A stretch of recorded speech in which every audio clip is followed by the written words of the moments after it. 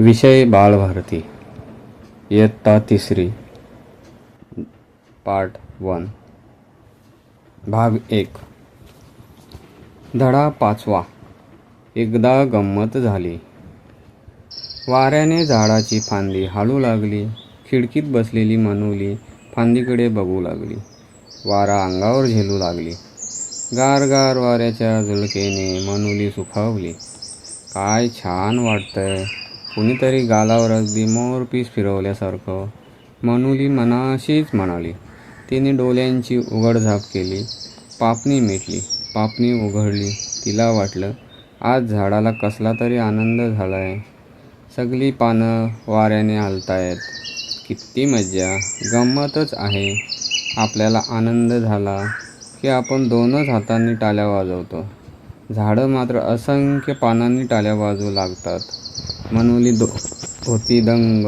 तिला दिसला पतंग.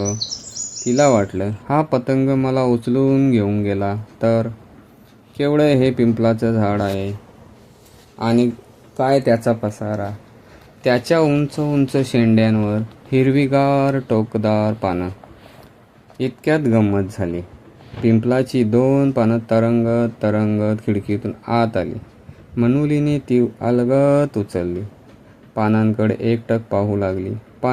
पानंही तिच्याकडे पाहत होती. मनूलीला काहीतरी सांगदार पानं. इतक्यात गंमत झाली.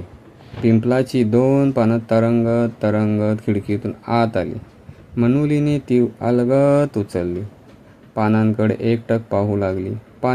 पानंही तिच्याकडे पाहत होती. मनूलीला काहीतरी सांगत होती. मनूलीला वाटले गंमतच आहे. मध्ये ही सरळ रेषा आणि कडेनं आलेल्या ह्या लहान लहान रेषा सगळ्या मधल्या रेषेला येऊन मिसळतायत. तिने पाने आपल्या पुस्तकात ठेवली. पुस्तक दप्तरात ठेवून ती शाळेत गेली. बाई वर्गात आल्या. बाईंनी प्रथम नदीबद्दल माहिती सांगितली. नंतर नदीची कविता शिकवू लागल्या. एखाद्या डोंगरात नदीचा उगम होतो. ती वाहत वाहत डोंगरावरून खाली येते. डोंगरावरून येणारे छोटे छोटे प्रवाह तिला येऊन मिळतात. मग नदीचं पाणी आणखी वाढतं. नदी पुढे पुढे जाऊ लागते. बाई नदीबद्दल माहिती सांगत होत्या. शेवटी बाई म्हणाल्या, उद्या नदीचं चित्र काढून आणा. मनूली गप गप होती. तिच्या मनात आलं, कसं दिसत असेल हे सगळं. मी तर माझ्या गावाजवळची नदी बघते. ओढे, ओहोळ आणि पुढे पुढे वाहणारी नदी. हे मला काहीच दिसत नाही. त्या डोंगरापासून चालायला सुरुवात करावी आणि लांबपर्यंत चालत जावं म्हणजे मला हे सारं दिसेल. वर्ग शांत होता. मनूली पटकन उठली. बाईंना म्हणाली, मी गंमतशीर चित्र काढलंय बाई. अगदी डोंगरातल्या नदीचं. तिला येऊन मिळणाऱ्या ओढ्यांचं. गमतीशीर दाखव बरं. बाई म्हणाल्या. मनूलीने आपले पुस्तक उघडले. खिडकीतून उघड आलेली पाने तिने पुस्तकात ठेवलेली होतीच.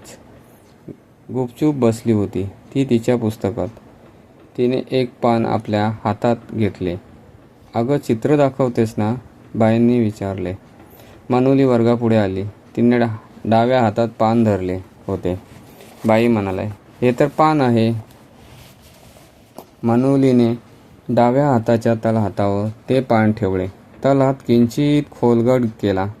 पानावरल्या मधल्या शिरेवर बोट ठेवून बाईंना म्हणाली, पहा बाई, ही डोंगरातून आलेली नदी पुढे पुढे चालली.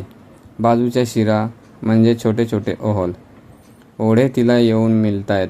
नदी पुढे पुढे चालली बाई. ही नदी शहाणी नदी आहे. सरळ ओळीत चालली. खरी नदी मात्र माझ्यासारखी कशीही धावते. ही पानं म्हणूनच मला मगाशी काहीतरी सांगत होती. तुम्ही नदीची माहिती सांगत होतात तेव्हा मला ऐकू आलं त्यांचं बोलणं, पानांचं बोलणं. गंमतच आहे नाही बाई? बाईसह सगळा वर्ग मनूलीकडे फक्त स्तब्ध होऊन पाहत होता. बाई म्हणाल्या, खरंच मनूलीनं किती सोप्या शब्दात नदीचं चित्र उभं केलं. पहा मनूली, तू छान कल्पना करतेस हो.